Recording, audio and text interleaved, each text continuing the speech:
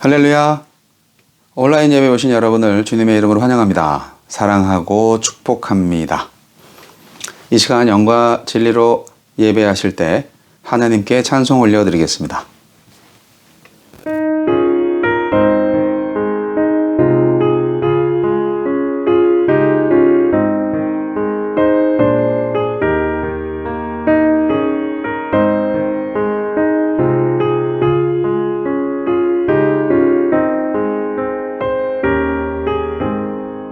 내 영혼이 온종일 주만 죄짐 먹고 보니 슬픔 많은 이 세상도 천국으로 와도다. 할렐루야 찬양하세. 내 모든 죄 사함 받고 주 예수와 동행하니 그 어디나 하늘나라. 주의 얼굴 뵙기 전에 멀리 뵈던 하늘나라 내 마음속에 이루어지니 날로 날로 가깝도다. 할렐루야 찬양하세. 내 모든 죄 사함 받고 주 예수와 동행하니 그 어디나 하늘나라.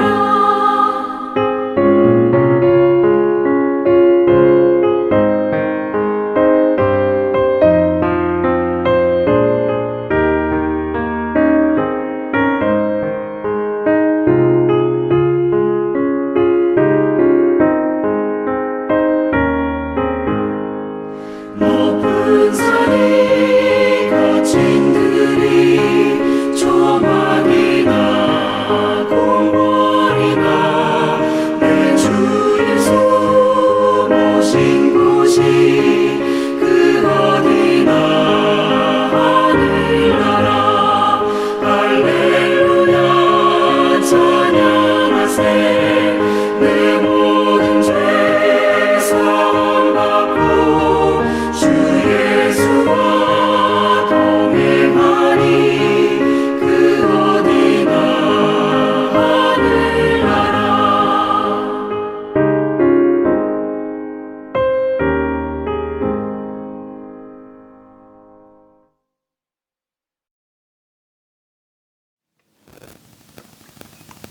다 같이 기도하시겠습니다. 전능하시고 자비로우신 하느님 아버지, 우리의 생사화복을 주관하시고 모든 인생의 비밀을 통달하신, 그리고 그 인생을 위해서 많은 복을 예비하시고 우리가 바른 길로 인도하실 때 그 복을 주시는 나의 주, 나의 하느님 아버지, 감사와 찬송과 영광을 올려드립니다. 이 세상에 악이 창궐하여 우리 의로운 자들, 하느님을 따르는 자들을 많이 핍박하고 힘들게 합니다. 주님, 모든 것을 주님께 맡기고 하느님의 약속을 믿고 끝까지 버틸 수 있도록 인도하여 주시옵소서. 주님만 바라보게 하여 주시옵소서. 궁극적인 승리를 주시는 하느님만을 찬양합니다. 우리가 주님 앞에 설 때 우리의 모든 죄가 예수 그리스도의 피로 다 씻어서 없어지게 되고 오직 의로운 하느님의 백성으로 주님과 위대한 만남, 행복한 정말 아름다운 교제의 그 시간을 고대합니다. 주여 인도하여 주시옵소서. 오늘 예배 가운데 역사하시는 주님의 사랑과 은혜, 모든 예배자들 마음속에 가득하기를 소원하오며 예배 받으시기 합당하신 하나님을 늘 기억하고 우리 인생 가운데 늘 동행하시는 주님을 찬양하게 하옵소서. 예수님 이름으로 기도합니다. 아멘.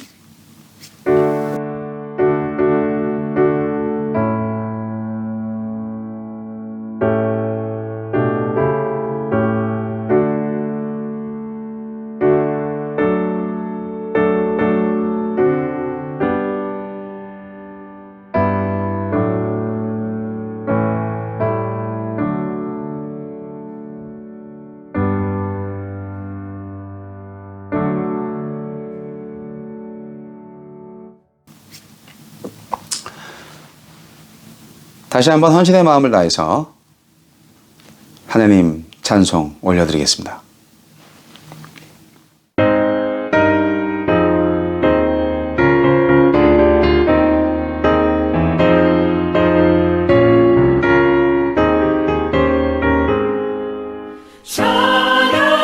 찬양하라 복되신 구세주 예수 백성들아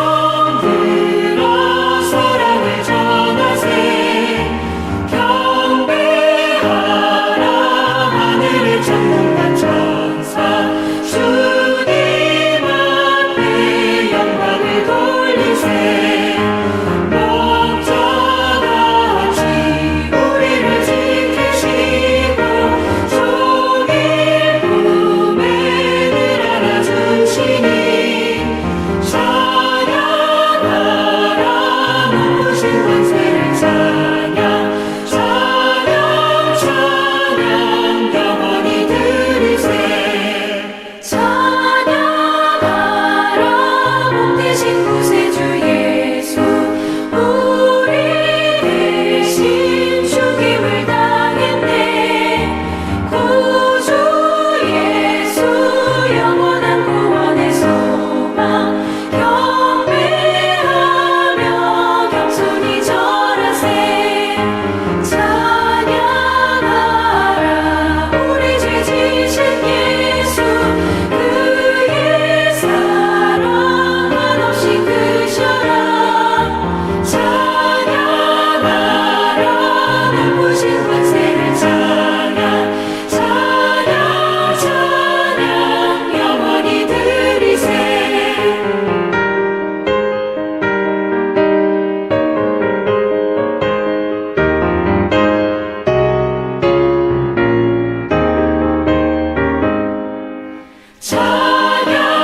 찬양하라 복되신 구세주 예수 천사들아 즐겁게 찬양해 구주 예수 영원히 다스리시니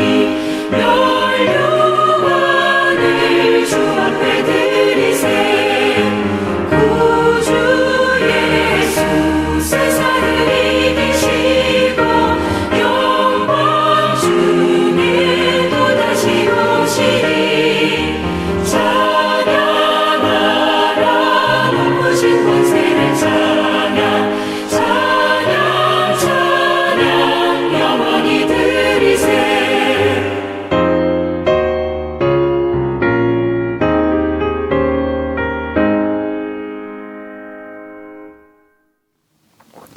헌금을 위해서 기도하시겠습니다. 좋으신 하나님 감사합니다. 물질의 세계에서 물질이 없이는 한순간도 살아갈 수가 없는 연약한 저희들에게 꼭 필요한 것, 그리고 그 이상으로 넘치게 채워주시는 하나님의 은혜에 감사를 드립니다. 주님께서 주신 모든 물질 세계의 복은 넘쳐나지만 인간의 욕심으로 인하여서 부족한 사람들도 많이 있고 굶주린 사람들, 헐벗은 사람들도 많이 있습니다. 주여, 우리 인생을 돌아보면서 그들에게 선한 이웃이 돼서 하나님의 손길이 될 수 있도록 믿음을 주시고 오직 예수 그리스도 안에서 하나님의 사랑을 전파할 수 있는 교회의 사명을 잘 감당할 수 있도록 역사해 주시옵소서. 주님의 교회가 강건하여지기를 소원합니다. 주님, 우리의 예물을 받아 주시옵소서. 모든 것에 감사드리며 예수님 이름으로 기도합니다. 아멘. 오늘의 말씀은 다니엘서 9장 20절로 24절 말씀입니다. 다니엘 9장 20절로 24절 말씀.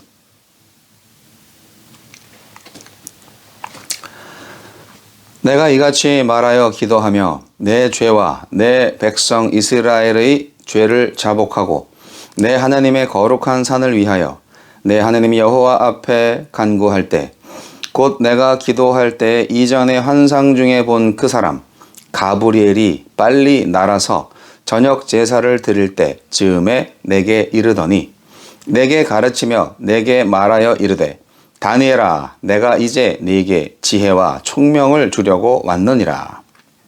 곧 네가 기도를 시작할 즈음에 명령이 내렸으므로 이제 네게 알리러 왔느니라. 너는 크게 은총을 입은 자라. 그런즉 너는 이 일을 생각하고 그 환상을 깨달을지니라. 내 백성과 내 거룩한 성을 위하여 70 기한으로 정하였나니 허물이 그치며 죄가 끝나며 죄악이 용서되며 영원한 의가 드러나며 환상과 예언이 응하며 또 지극히 거룩한 이가 기름 부음을 받으리라. 아멘. 오늘의 말씀을 통해서 여러분께 드리고자 하는 말씀은 다니엘의 기도와 70일의 환상에 관한 내용입니다. 다니엘의 기도는 하나님을 거역하는 이 시대에도 동일하게 적용될 수 있는 성도의 기도의 모범을 보여줍니다. 그리고 70일의 환상은 가브리엘 천사에 의해서 직접 계시된 것으로 포로 귀환과 성전 중건, 그리스도의 성육신, 로마 군대에 의한 성전의 파괴, 적그리스도의 출현 등 이스라엘의 운명과 더불어 그리스도의 재림 직전에 있을 대환란 때의 종말론적 사건이 예언되어 있습니다. 다니엘은 예레미야가 예언했던 70년 동안의 포로 생활에 대한 말씀을 깨닫고 민족의 회복을 위해서 기도했습니다. 다니엘은 비록 자신은 하나님 앞에 부끄러움이 없다고 할지라도 민족의 죄에 대한 연대감을 느끼고 철저히 통회했습니다. 주위 사람들의 죄에 민감하게 반응하면서 공동체의 의식을 가지고 애통하며 간구했던 것이죠. 오늘날 성도님들도 역시 개인 기도만 할 것이 아니라 이 시대적 죄악에 책임을 느끼고 기도해야 할 것입니다. 다니엘의 기도는 바벨론 포로에서 자유케 될 것이라는 확신에서 오는 자연스러운 반응이었습니다. 다니엘은 예레미야 25장 11절 말씀을 통해서 바벨론 포로 시대가 70년 만에 끝날 것임을 알았습니다. 그런데 바벨론 포로라는 이 수치스러운 역사적인 사건, 이런 상황이 끝나기 위해서는 백성들의 죄악이 처리되어야 함을 알았고요. 그 때문에 다니엘은 회개 기도를 드리게 된 것입니다. 자, 이제 다니엘의 기도에 대해서 좀 더 구체적으로 알아보고요. 우리는 이 시대에 어떤 기도를 드려야 할지 한번 생각해 보겠습니다. 다니엘의 기도를 통해서 우리는 먼저 패역한 세대일수록 회개의 기도가 필요하다는 진리를 배울 수 있습니다. 다니엘이 처한 역사적 상황은 이스라엘 백성들의 타락과 반역으로 인하여서 하나님께서 공의에 입각하여 징계를 시행하던 중이었습니다. 사실 이스라엘의 지난날의 죄악은 너무나도 심각한 것이었습니다. 유다 지역 전체적으로 우상숭배를 자행했고 도적의 소굴처럼 변했거든요. 그랬기 때문에 하나님은 아수르와 바벨론을 도구로 사용하셔서 이스라엘과 유다를 멸망시킬 수밖에 없었습니다. 이러한 사실을 알고 있는 다니엘은 진정한 회개만이 이스라엘을 포로 생활에서 귀환시킬 수 있음을 깨닫고 통회하기 시작합니다. 진실한 회개만이 하나님의 용서와 새로운 회복을 가능하게 하니까요. 우리 민족 역시 복음의 민족의 회복을 위해서 통회하는 민족을 먼저 드릴 수 있는 우리 성도님들 또한 교회가 되기를 바랍니다. 그리고 두 번째로 공의로우신 하나님을 인정하는 기도를 드려야 합니다. 하나님은 거룩하시기 때문에 죄와 함께 계실 수가 없어요. 그러므로 하나님의 백성들이 죄를 거듭하면 하나님의 공의로우신 심판이 내려옵니다. 그래서 다니엘은 이스라엘 백성들의 죄를 고백하는 것입니다. 다니엘은 현재 당하고 있는 역사적 현실도 하나님의 공의에 의한 것이라 고백하고 있습니다. 특히 다니엘서는 모세의 율법을 언급함으로써 하나님의 심판이 말씀에 근거하고 있음을 밝히고 있습니다. 이렇게 하나님의 공의를 인정하는 기도는 하나님의 백성들이 죄악된 생활에서 돌이키게 하는 요인이 됩니다. 오늘날 성도님들도요, 내로남불의 교만한 태도를 버리고 하나님의 공의를 바라보면서 바른 생활을 추구할 수 있어야 하겠습니다. 마지막으로 우리는 다니엘처럼 하나님의 긍휼을 구하는 기도를 드려야 합니다. 공의로우신 하나님 앞에 선 인간은 당연히 자연스럽게 자신의 죄를 발견하게 될 것입니다. 자신이 죄인됨을 발견하면 자연적으로 하나님의 긍휼을 구하게 됩니다. 하나님의 공의 때문에 살 소망이 없는 인간들은 하나님께 긍휼을 구할 때 온전한 생명을 유지할 수 있게 됩니다. 예수 그리스도의 십자가는 하나님의 공의와 긍휼을 가장 잘 설명해 주는 표본이 됩니다. 여러분, 다니엘처럼 기도하시겠습니까? 참된 회개의 기도, 하나님의 공의를 인정하는 기도, 하나님의 긍휼을 구하는 기도의 용사가 다 되시기를 바랍니다.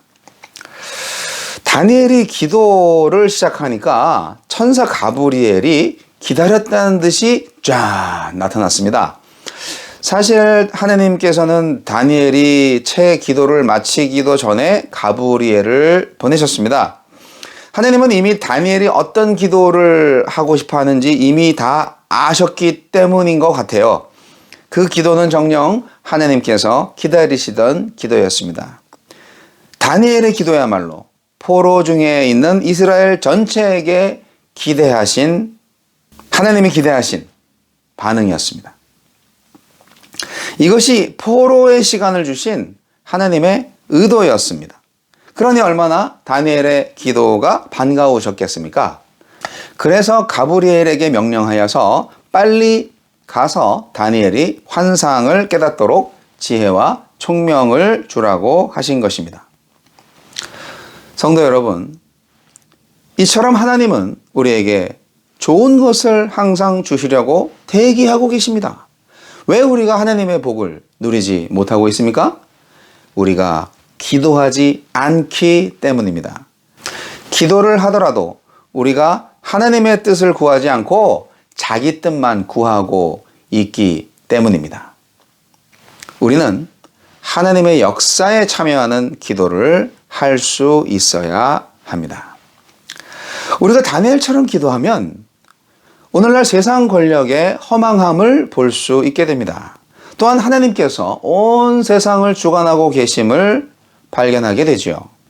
하나님의 안목으로 세상을 바라볼 수 있는 거지요.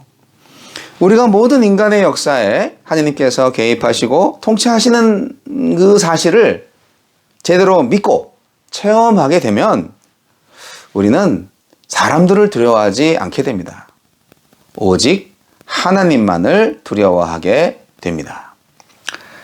기도는 하나님의 현실에 참여하는 행위입니다. 기도할 때 우리는 세상 나라들의 허망함을 보게 되고 주권자 하나님을 발견하게 됩니다. 그러므로 기도는 세상 권력에 좌우되지 않고 세상을 이기는 힘입니다. 71회를 문자적으로 설명하면 70이 7번으로 490년을 말하는 것이 아닌가 생각이 되지만 이것을 그렇게 문자적으로 해석할 필요는 없습니다. 다만 7이라는 숫자의 상징성에는 주목할 필요가 있습니다. 완전수잖아요. 이스라엘에는 희년 제도가 있습니다. 희년이라는 것은 7년씩 7번 지나서 임하는 50년째 해를 희년으로 말합니다. 그때에는 모든 부채를 탕감해주고 노예를 해방시키며 다 속량해 줍니다. 그러므로 이 71회의 마지막 해는 모든 것에 걸쳐서 가장 최대의 안식일이요 모든 종류의 부채를 탕감해주는 그런 엄청난 축제의 기간이 될 겁니다. 가브리엘 천사는 71회가 지나면 죄악이 용서되며 영원한 의가 드러나고 예루살렘이 중건될 것이라 선언하고 있습니다. 하느님의 충만하신 뜻이 이루어지고 성취되리라는 예언이지요. 결국 이 기간에 이루어지는 일들이 무엇과 비슷합니까? 바로 예수 그리스도의 메시아적 사역과 비슷하지 않습니까? 인류의 궁극적 희년이 예수 그리스도를 통해서 성취됩니다. 이런 일에는 악의 번성에 있어서 끝이 있다 하는 것을 보여줍니다. 악이 아무리 득세해도 언젠가는 주의 날이 반드시 임하리라는 것이죠. 이것은 우리를 도피하게 하는 진리가 아니라 현실을 더 올곧게 살게 하는 진리입니다. 어렵고 힘들어도 약속을 붙들고 인내하시기 바랍니다. 짐승의 권세를 두려워하지 말고 양심과 믿음을 지키시기 바랍니다. 조지 오웰이라는 사람은 과거를 지배하는 자가 미래를 지배하고 현재를 지배하는 자가 과거를 지배한다고 말했습니다. 우리가 인생을 돌이켜보면 참 후회스러운 기억들이 많이 있습니다. 그런데 후회만 하면 안 됩니다. 후회만 하면 과거에게 지배당하고 있는 것이 됩니다. 후회는 실패에 집착하게 되지만 깨달음을 통한 회개는 선과 악, 성공과 실패라는 이분법을 초월하는 지혜로 우리를 인도합니다. 다니엘서는 그날, 즉 대회복의 날을 노래하지만 그날에 집착하지 않고 오늘을 살아가도록 돕습니다. 후회, 두려움, 불안을 멈추고 용기와 믿음과 소망을 노래하게 만듭니다. 제가 한 가지 짚고 넘어갈 게 있습니다. 해석에 따라 여러 가지 차이가 있을 수 있겠지만 이렇게 볼 수도 있는 겁니다. 이스라엘을 대신해서 참회의 기도를 드린 다니엘은 주전 2세기에 겪게 될 환란을 죄에 대한 하나님의 징벌로 언급하지 않습니다. 그것은 땅의 악한 세력이 기승을 부리기에 하나님께 신실한 자라면 피할 수 없는 믿음의 시련이라고 보는 거죠. 그러니까 제가 맨 처음 하나님께서 징계를 위해서 바벨론 포로 시기를 둔 것이다. 그렇게 말씀을 드렸는데요. 그건 맞습니다. 근데 그 이후에 이제 안티오코스 4세의 엄청난 유대인에 대한 핍박이 있을 것을 다니엘이 예언했잖아요. 근데 그것은 이스라엘의 죄 때문이라고 하기보다는 하나님의 백성들이라면 어쩔 수 없이 악의 세력이 판치고 있는 세상에서 박해와 핍박을 받을 수밖에 없는 거다. 그런 의미라는 거죠. 그런 해석이라는 거죠. 마지막 일회의 주인공인 안티오코스 4세는 성경에 나온 대로 황폐하게 하는 자이지 하나님의 진노를 집행하는 자가 아니거든요. 23절에 의하면 기도가 시작될 때 다니엘에게 가서 환상의 내용을 알려주라고 가브리엘이 하나님의 명령을 받잖아요. 그래서 이 70년의 해석이 죄의 고백에 대한 직접적인 응답이 아니라는 것을 함축적으로 보여준다고 봅니다. 결국 뭐냐? 다니엘서는 경건한 사람들의 고난을 죄에 대한 하나님의 징벌이라고 설명하기보다는 악한 세상을 사랑하는 신앙인의 의무로 받아들이도록 권면하는 책이다. 저는 다니엘서를 그렇게 봅니다. 사랑하는 성도 여러분, 악의 번성은요 반드시 끝이 있습니다. 끝까지 포기하지 말고 하나님의 백성의 삶의 자리를 지키시기 바랍니다. 악에게 굴복하는 것이 아니라 악을 이용하여 악을 이기시는 하나님의 지혜를 활용하십시오. 현실이 아무리 어렵고 힘들더라도 하나님이 행하실 날, 하나님의 날을 기대하고 꿈꾸는 사람들이 바로 그리스도인입니다. 회개하십시오. 민족의 죄를 회개하십시오. 하나님의 공의를 인정하십시오. 하나님께 제발 우리를 불쌍히 여기어달라고 간구하십시오. 악이 심판받고 하나님의 진리의 영광이 세워지는 그날의 소망을 가지고 오늘도 승리하시기 바랍니다. 기도하겠습니다. 하나님 아버지, 악이 창궐하고 속이고 살인하는 사람들이, 또 하나님을 거역하는 사람들이 이 세상의 권력을 잡고 이 세상의 많은 사람들에게 불의를 행하고 있습니다. 또 예수 믿는 사람들을 핍박하기도 합니다. 주여, 그들을 어찌하시렵니까? 주의 공의가 속히 임하여 주옵소서. 또한 이러한 세상 가운데에서 의롭게 살고자 애쓰는 하느님의 백성들을 기억하여 주실 줄로 믿습니다. 끝까지 소망을 붙잡고 하느님의 약속을 붙잡고 끝까지 버티게 하여 주옵소서.